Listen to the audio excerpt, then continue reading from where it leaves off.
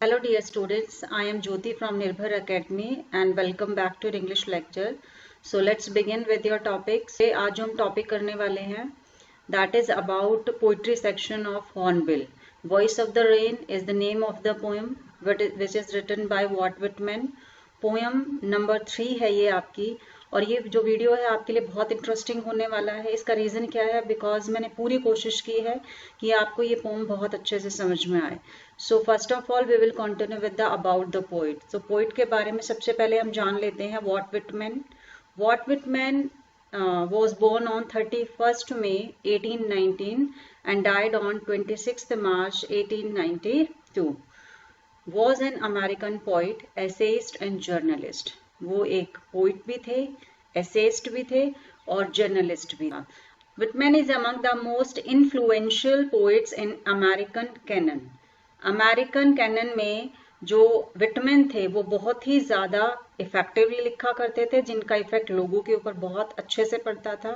And he is often called the father of free words. Free words means क्या होता है कि जब भी हम किसी पोम को पढ़ते हैं तो वो जब विदाउट एनी राइमिंग स्कीम होती है, उसमें कोई भी राइमिंग वर्ड्स नहीं होते हैं, तो वो ब्लैंक वर्ड्स या फिर फ्री वर्ड्स होता है, तो उनको फादर ऑफ फ्री वर्ड्स जो है कह करके बुलाया जाता है।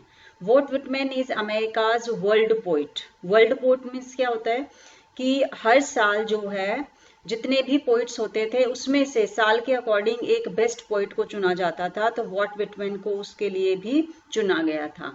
आ latter day successor to Homer, Virgil, Dante and Shakespeare. और उनको सक्सेसर माना जाता है इन ग्रेट पोइट्स का भी, यानी मीन्स टू से दैट वो इतने ग्रेट थे जैसे होमर, वर्जिल, दांते और शेक्सपियर थे। In leaves of grass he celebrated democracy, nature, love and friendship. उनकी जो सबसे ज्यादा फेमस जो वर्क रहा उनका वो लीव्स ऑफ ग्रास था, जिसमें उन्होंने डेमोक्रेसी के बारे में भी लिखा, नेचर के बारे में, love and friendship. Means to say that almost जितने भी फेजेस ऑफ लाइफ हम देख सकते हैं जिंदगी में, उन सबको उन्होंने कवर करने की कोशिश की थी। This monumental work, this important work chanted praises to the body as well as soul and found beauty and reassurance even in death। तो इसमें जो ऐसा नहीं था कि लाइफ को ही अप्रिशिएट किया गया था, इवन इसमें डेथ को भी अप्रिशिएट किया गया था।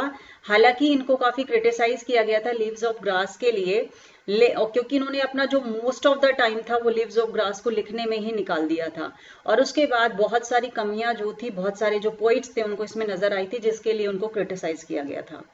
He received only minor recognition and awards for his work। उनको जो अवार्ड मिले थे वो बहुत कम थे, वो आप ये कह सकते हैं ना के बराबर थे। इतना ज्यादा उनके वर्क को यहाँ पर इतना ज्यादा अप्रिशिएट नहीं किया गया कि उनको बहुत सारे अवार्ड मिले हों। सो it was about Walt Whitman. अब हम जो पोम करने वाले हैं वॉइस ऑफ द रेन, जैसे ही आपने टाइटल देखा तो आपको समझ में आ गया होगा कि यहाँ पर जो रेन है उसके साथ कुछ बातें होने वाली है और वो आंसर करने वाली है। So voice of the rain जो है, वॉइस मीन्स क्या होता है कि जब आप किसी से वॉइस आवाज को बोला जाता है, तो जैसे ही आप इसको वॉइस ऑफ द रेन को देख रहे हैं तो आपको लग रहा है कि हाँ, इसमें जो फिगर ऑफ स्पीच यूज हुआ है वो है आपका पर्सोनिफाइड, क्योंकि जो रेन होती है वो सिर्फ साउंड बनाती है, उसकी आवाज, उसका कोई लैंग्वेज नहीं होता है। लेकिन इसमें जो पोइट है उन्होंने ऐसा अज्यूम किया है कि वो रेन से बात कर रहे हैं और जो रेन है वो उनको आंसर दे रही है। सो इंट्रोडक्शन से देख लेते हैं। This poem presents a dialogue between the poet and the rain itself. एक डायलॉग है, किसके बीच में है? पोएट के बीच में और रेन के बीच में। The pome presents the cyclic movement of the rain. तो इसमें दिखाया गया है कि आपने जैसे अपने जूनियर क्लासेस में वाटर साइकिल के बारे में पढ़ा होगा, जिसमें एक साइक्लिक मूवमेंट चलता रहता है और जो पानी होता है वो ऊपर जाता है, उसके बाद वो वापस अर्थ के ऊपर ही आता है और फिर से उसको अर्थ को प्योरीफाई करता है, लाइफ देता है। तो इसी को ही यहाँ पे एक्सप्लेन किया गया है। मैं आपके साथ एक पिक भी यहाँ पे देखिए शेयर कर रही हूँ, जिसमें आप देख सकते हैं कि जो साइक्लिक मूवमेंट है उसको यहाँ पर शो किया गया है। The rain is personified to describe herself. और इसीलिए रेन ने अपने आप को यहाँ पे पर्सोनिफाइड किया है, एज अ पर्सन अपने आप को यहाँ रिप्रेजेंट किया गया है, ताकि वो अपने आप को बता सके कि वो क्या है। The rain describes herself that it rises continuously in the form of vapour. जैसा कि आप इसमें देख सकते हैं पिक्चर में कि वो कॉन्टिन्यूसली क्या करती है, जैसे आपने देखा होगा कि जो सी वाटर होता है वो जैसे ही गर्म होगा इन द फॉर्म ऑफ वेपर वो ऊपर जाता है। तो इस वाली प्रोसेस को हम इवेपोरेशन कहते हैं। देखिए यहाँ पे ये दिखाया गया है इस पिक्चर के थ्रू, जिसमें रेन क्या कह रही है, that it rises continuously in the form of vapour and returns back to earth in the form of rain. फिर इसके बाद ये इवेपोरेट होता है पानी। उसके बाद कंडेंसेशन, कंडेंसेशन में क्या होता है, जो ड्रॉप्स होती हैं वो इतनी हैवी हो जाती हैं कि वो फिर ग्रेविटेशनल पावर की वजह से वो नीचे आती हैं, और जिस फॉर्म के अंदर वो नीचे आती है उसे प्रेसिपिटेशन बोला जाता है। तो यहाँ पर ये पूरा प्रोसेस दिखाया गया है। प्रेसिपिटेशन मीन्स जो बूंदे होती हैं वो वापस धरती पे आती है और फिर वापस वो जो पानी होता है वो किसमें चला जाता है, धरती के अंदर चला जाता है, और साथ ही साथ वो ओशन में और सीज में भी जाकर के वापस मिल जाता है। फिर वापस से वो गर्म होता है और फिर वो फिर से वेपर की फॉर्म में ऊपर जाता है। तो ये जो साइक्लिक मूवमेंट है ये चलती रहती है। सो इस तरह से it purifies and gives life to the earth. तो ये धरती को प्योरीफाई करता है, अर्थ को लाइफ देता है। बिकॉज अगर बारिश नहीं होगी तो आप सभी जानते हैं कि धरती पर ग्रेन्स नहीं होंगे, पेड़ पौधे नहीं होंगे, लाइफ नहीं होगी। जो रेन से धरती को जिंदगी देने का काम करती हैं। So it returns back to earth exactly like a song. तो यहाँ पर पोइट ने सॉन्ग के साथ भी उसका कंपैरिजन किया है, जिसमें ये बताते हैं कि जो रेन होती है वो बिल्कुल किसकी तरह होती है, एक सॉन्ग की तरह होती है, which finally return to its singer in the form of appreciation after it is heard everywhere round the globe। और जैसे ही कोई सिंगर अपना गाना गाता है और तो वो वापस उसके पास लौट करके आता है, वो किस फॉर्म में आता है, वो इन द फॉर्म ऑफ एप्रिसिएशन। जब लोग उसको प्रेज करते हैं, लोग उसको अप्रिशिएट करते हैं, वो पूरी दुनिया में घूमता है और वापस इन द फॉर्म ऑफ एप्रिसिएशन उस सिंगर के पास वो आ जाता है। सो इस तरह से यहाँ पर रेन का जो कंपैरिजन है वो सॉन्ग के साथ भी किया गया है। तो आप इस पिक्चर में देख भी सकते हैं, water cycle is given here. तो इसमें दिखाया गया है कि किस तरीके से जो ओशन वाटर वो गर्म हो रहा है, इवेपोरेशन हो रहा है, उसके बाद कंडेंसेशन के थ्रू वो हैवी होता है, फिर वो फॉल्स डाउन नीचे आता है इन द फॉर्म ऑफ प्रेसिपिटेशन, वापस ग्राउंड में वो चला जाता है और चारों तरफ जो है हरियाली आ जाती है। फिर से वो ओशन का जो वाटर होता है, जो सॉल्टी वाटर होता है, वो गर्म होता है और फिर से वो वेपर फॉर्म में जाता है। और इस तरह से ये जो प्रोसेस है ये चलती रहती है। अब हम स्टेंजा वाइज जो एक्सप्लेनेशन है वो करने वाले हैं, जिसमें हम ये देखेंगे कि what exactly the poet wants to say, और उसका जो कन्वर्सेशन यहाँ पे होता है किसके साथ, रेन के साथ। तो उन्होंने किस तरह से उससे बात की थी। यस, देखिए, एंड हु आर दो said to the soft falling shower, which strange to tell, gave me an answer as here translated. I am the poem of the earth, said the voice of the rain। So इसमें देखिए, सबसे पहले हम यहाँ पर जो हमारे difficult words हैं उसको आर, दो means you, soft falling, soft falling means क्या हो गया, falling lightly,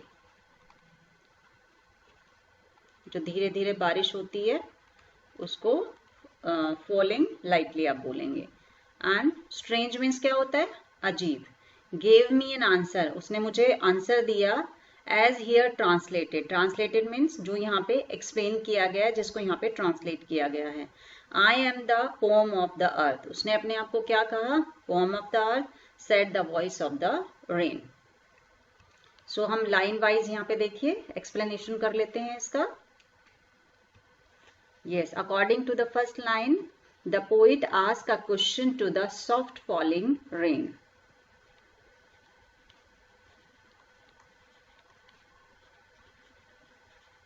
Ask a question to the soft falling rain. उससे वो एक क्वेश्चन पूछते हैं, जो हल्के हल्के बारिश हो रही है उससे क्वेश्चन पूछते हैं, और वो क्वेश्चन क्या है, who are you, who are you. उससे ये पूछा जाता है कि आप कौन हैं। तो इसका मतलब क्या है, वो अज्यूम कर रहे हैं the rain as a person, assuming rain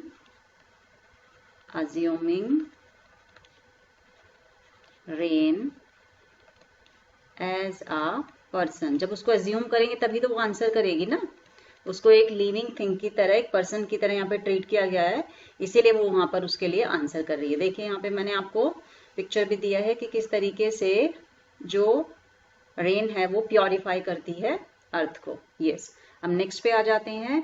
what she answers, जो भी उसने आंसर दिया, द पोइट, उसने पोइट को जो भी आंसर दिया, is strange to tell in words, वो वर्ड्स में उसको बताना एक बहुत ही अजीब एक्सपीरियंस था, किसके लिए, पोइट के लिए। सो व्हाट शी आंसर्स, क्योंकि हम इसे पोइट को, जो रेन है उसको हम यहाँ पे एज अ पर्सन ट्रीट कर रहे हैं, सो इसके लिए हमने यहाँ पे शी को यूज किया है। What she answers to the poet is strange to tell in words, जिनको वर्ड्स में बताना एक बहुत ही अजीब सा एक्सपीरियंस है। वो क्या है, she gives me an answer, she gives me an answer which is translated here,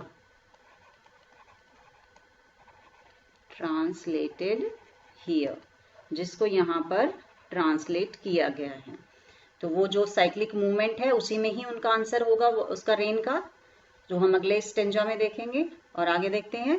the rain replies that, क्या कहती है rain, the rain replies that she is the poem of the earth। तो उसने अपना कंपैरिजन किसके साथ किया है, पोम के साथ। एक पोम जो होती है सबको बहुत खुश कर देती है, और यहाँ पर जैसे ही बारिश होती है तो उसमें नेचर जो है वो इतना खुश हो जाता है, जैसे आपने देखा होगा मोर होता है वो नाचना शुरू कर देता है, और जो प्लांट्स अब तक मुरझा रहे थे धूप की वजह से, गर्मी की वजह से, वो भी खिलना शुरू हो जाते हैं। तो इसलिए रेन ने अपने आप को यहाँ कंपैरिजन किया है पोम के साथ, एक पोम जो कि हमारे लिए बहुत ही ज्यादा बेनिफिटेड होती है, और हमें एक सेटिस्फेक्शन का रियलाइजेशन उसको सुनते ही होता है। Yes, now we are having the next lines. हमारे सामने देखिए यहाँ पे 2 लाइन्स और आ गई है। Eternal rise impalpable out of the land and the bottomless sea, upward to heaven winds vaguely formed all together changed and yet the same। so पहले हम इसके जो वर्ड मीनिंग्स है वो देख लेते हैं। वर्ड मीनिंग्स में देखिए यहाँ पे आपके सामने है इटर्नल। इटर्नल मीन्स क्या होता है, ever lasting. Eternal, ever lasting, जो कॉन्टिन्यू चलता रहता है, जिसका कुछ लिमिट नहीं होता है, सो एवर लास्टिंग। उसके बाद इम्पैल्पेबल। इम्पैल्पेबल मीन्स क्या होता है, that can't be touched, that can't be touched, जिसको आप छू ना सके। उसके बाद देखिए बॉटमलेस सी। बॉटमलेस मीन्स क्या हो गया, अनलिमिटेड। अनलिमिटेड, अनलिमिटेड, फैथॉमलेस आप बोल सकते हैं, ठीक है। सो यहाँ देखिए आगे है upward to heaven. Upward means ऊपर की ओर, और हेवन मीन्स यहाँ पे क्या है, स्काई। हेवन मीन्स यहाँ क्या है, sky. Whence means from where, whence from where. Vaguely, vaguely means क्या होता है, नॉट क्लियरली, जो चीजें क्लियर नहीं होती हैं आपकी, क्योंकि जो क्लाउड्स होती है उनकी जो फॉर्म होती है वो कैसी होती है, क्लियर नहीं होती है, not clearly. Formed all together, all together means क्या हो गया, completely, completely. And yet the same means क्या होगा आपका, not changed, not changed, because वो चेंज नहीं होती है तो वो पानी का ही फॉर्म। सो इसीलिए उसने ये बोला यहाँ पे येट द सेम, कि मैं फिर भी अनचेंज रहती हूँ, चेंज नहीं होती हूँ।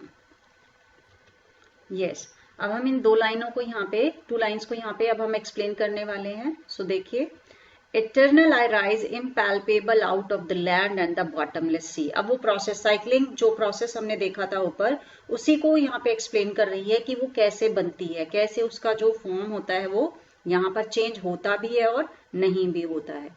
So she says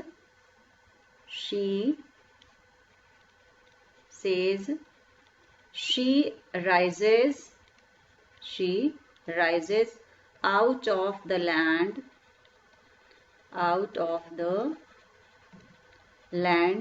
and bottomless sea।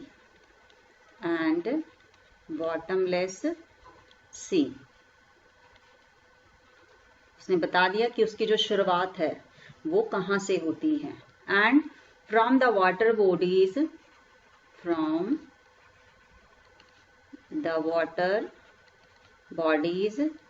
Bodies sea, oceans, ठीक है, जो भी रिवर्स का पानी होता है वो सभी वाटर बॉडीज के अंदर काउंट होते हैं। From the water bodies goes upward, ऊपर की तरफ जाती है, गोज अपवर्ड्स, अनटच्ड, कोई उसको टच नहीं करता है, अनटच्ड एंड अनसीन, और ना ही उसे, बिकॉज जब इवेपोरेशन होता है पानी का तो वो दिखता नहीं है। सो इस तरीके से वो अनटच्ड भी है और अनसीन भी है, unseen. Yes, reaches the infinite heaven, sky, infinite, जैसे लेबरनम टॉप में हमने देखा था, स्काई के लिए इनफाइनाइट यूज हुआ था। reaches the infinite sky to change its appearance। Condensation होता है, फिर उसके बाद प्रेसिपिटेशन होता है, तो इस तरह से वो अपने फॉर्म को थोड़ा सा वहां पे चेंज कर रही है। Sky to change its appearance and changes into clouds, फिर बादल बनते हैं, changes into clouds of different shapes and sizes। देख सकते हैं आप, स्काई में बहुत सारे बादल होते हैं जिनके डिफरेंट शेप्स होते हैं, साइज होते हैं, कोई बहुत बड़े होते हैं, कोई छोटे होते हैं, शेप्स एंड साइजेस। लेकिन फिर भी the form is completely changed, the form is completely changed, हालांकि उसका जो फॉर्म है वो पूरी तरह से चेंज हो गया है, और वो क्या है, from vapours to rain, from vapours to rain, ये चेंज उसके अंदर आता है। येट, लेकिन फिर भी रिमेन्स द सेम, रहती तो वो फॉर्म ऑफ द वाटर ही है, रिमेन्स द सेम, इसलिए उसने अपने आप को यहाँ पर येट द सेम का, अनचेंज का है, नॉट चेंज का है, रिमेन्स द सेम। क्या मीनिंग है इसका? Means it remains a form of,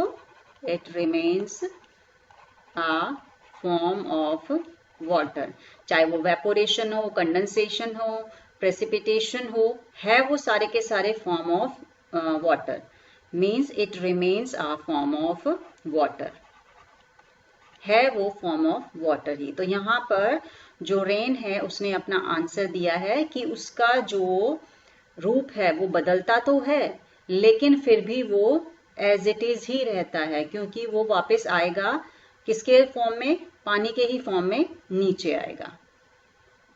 so it was about these two lines. Now we are having the next one.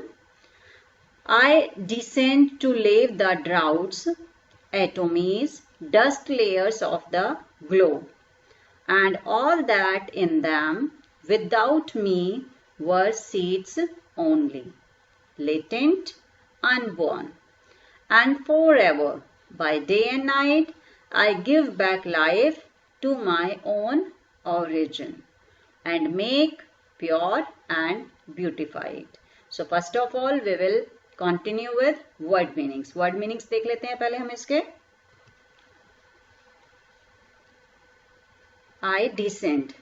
Descend means क्या होता है? Fall down. Descend, fall down, नीचे गिरना.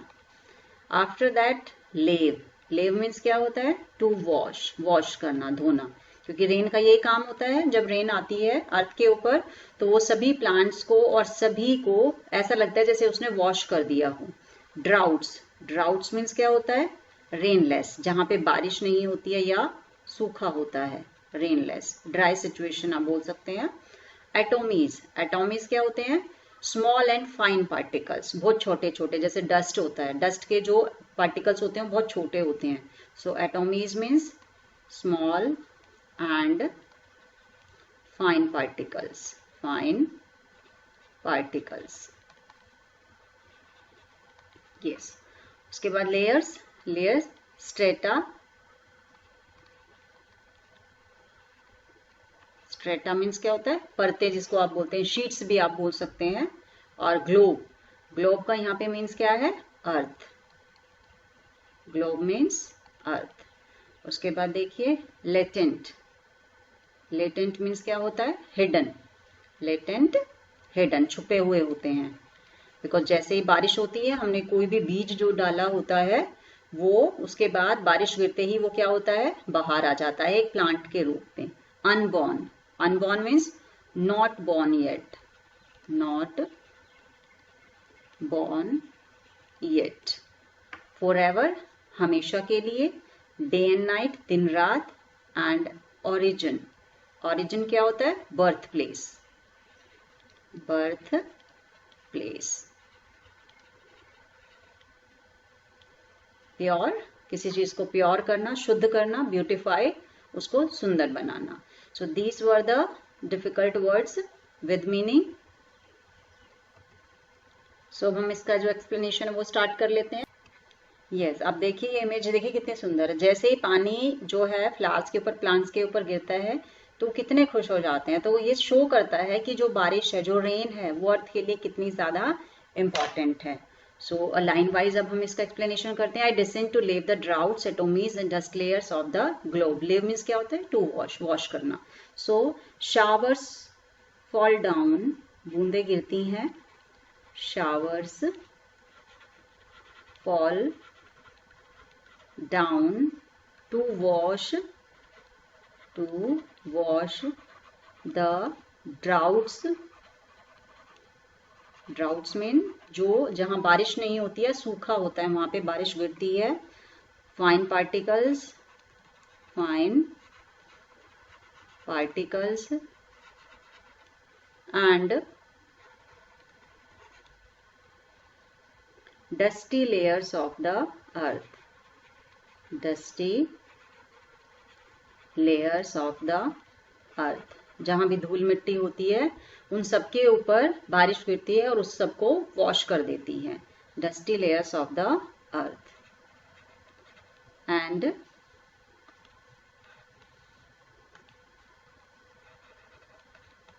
फिर उसके बाद क्या होता है? Gives life to new plants. एक नई जिंदगी देती है. which would have otherwise remained unborn. कि अगर ये बारिश नहीं होती तो उनका जन्म ही नहीं होता. तो उनको जन्म देने के लिए जो कहीं ना कहीं रिस्पॉन्सिबल है वो क्या है? वो रेन है. Unborn, underground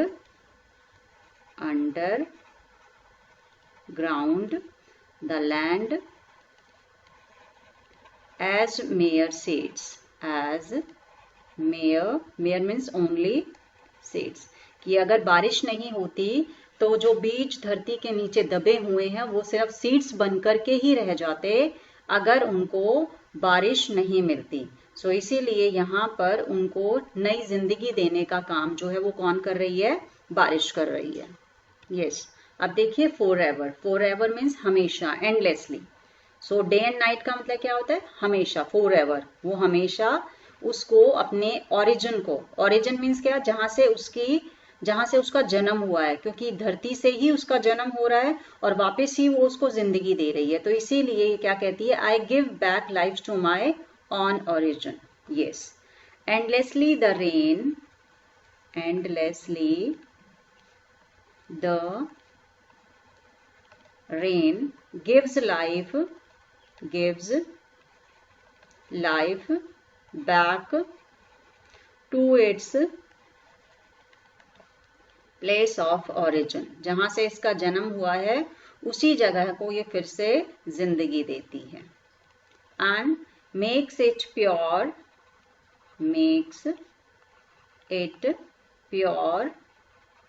by washing down all dust and impurities, जितनी भी गंदगी होती है उन सबको वॉश कर देती है, धो देती है। और क्या बना देती है अपने ओरिजिन प्लेस को? Makes it more beautiful, make pure and beautified. So क्या करती है? Makes it more beautiful, makes it more beautiful, ये इसे और भी ज्यादा सुंदर बना देती है। सो इस तरीके से इसका जन्म होता है, वापस आती है और अर्थ के लिए एक जिंदगी देने का काम करती है।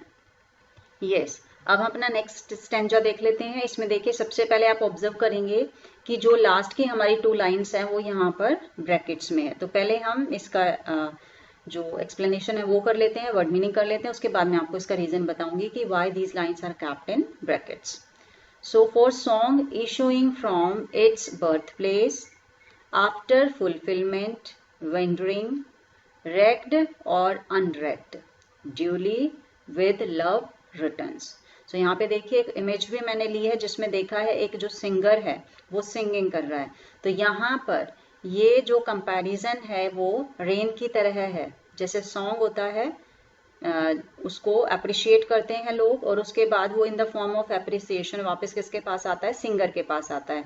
और यही काम किसका होता है? बारिश का होता है। तो इन 2 लाइन में उनका जो कंपैरिजन हुआ है वो किसके साथ हुआ है? सॉन्ग के साथ हुआ है। तो पहले इसका जो वर्ड मीनिंग्स है वो देख लेते हैं। After fulfilment means after completion, पूरा होने के बाद, आफ्टर कंप्लीटेशन, जब भी कोई काम पूरा हो जाता है सो उसका खत्म होने के बाद। वेंडरिंग, वेंडरिंग मीन्स क्या होता है? Going from one place to another, एक जगह से दूसरी जगह जाना।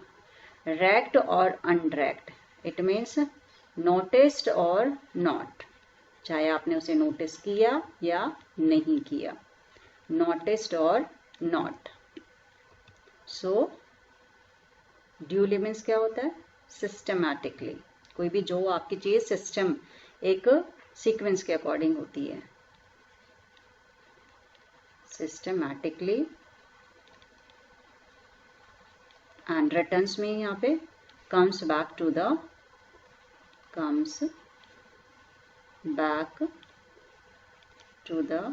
अर्थ। यस, अब हम इन 2 लाइंस का यहाँ पे ट्रांसलेशन करेंगे कि इनका मीनिंग क्या है।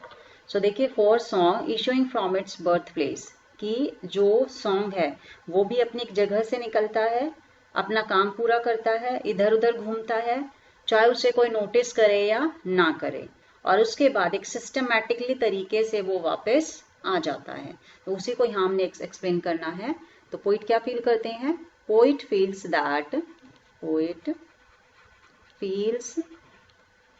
That The rain is a kind of song. एक गाने की ही तरह होती है रेन भी. Song's birthplace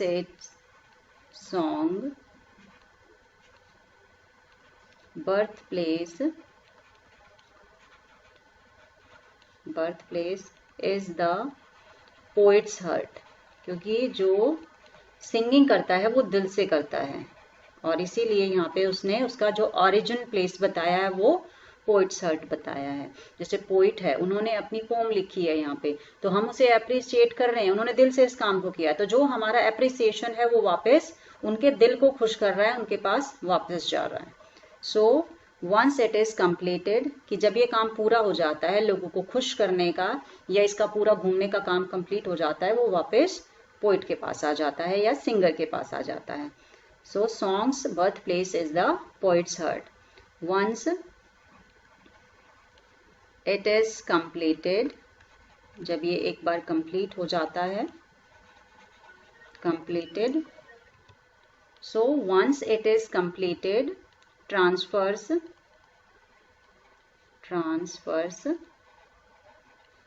from one person to other.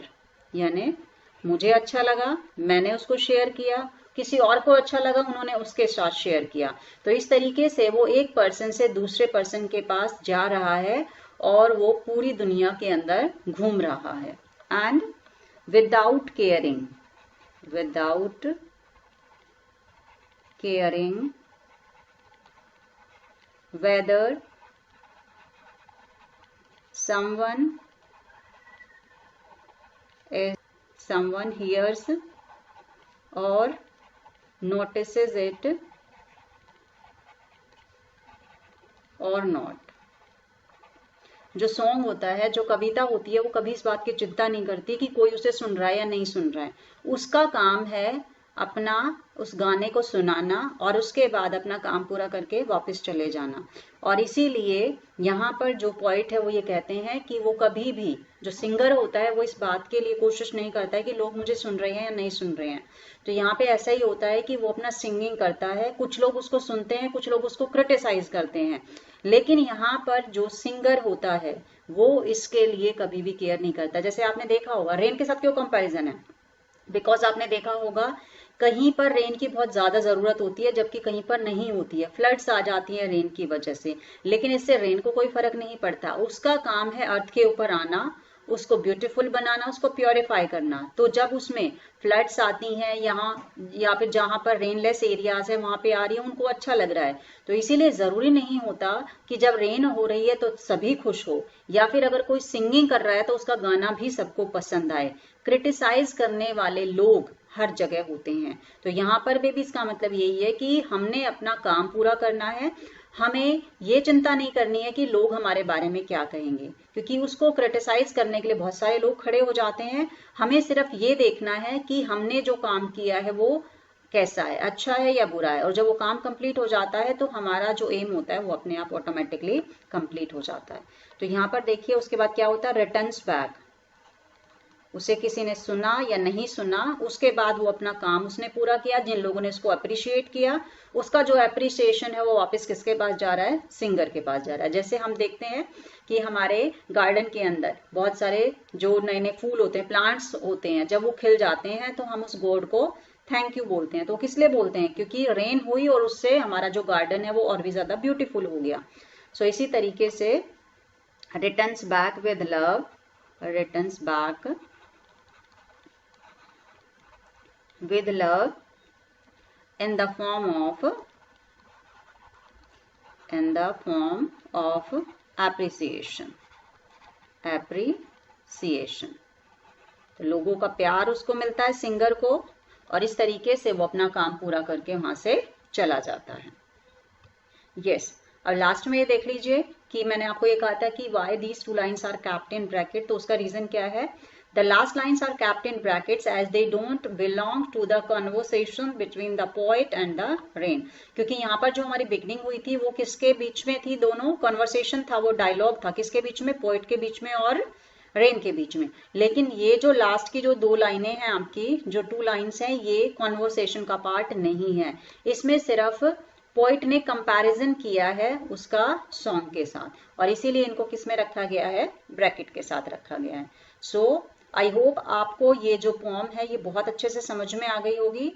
और अगर फिर भी आपको कोई डाउट है तो प्लीज आप उसे जरूर बताइए, हम आपके डाउट्स जो हैं वो क्लियर करने की कोशिश करेंगे। Thank you so much for watching this video. Be connected with निर्भर एकेडमी।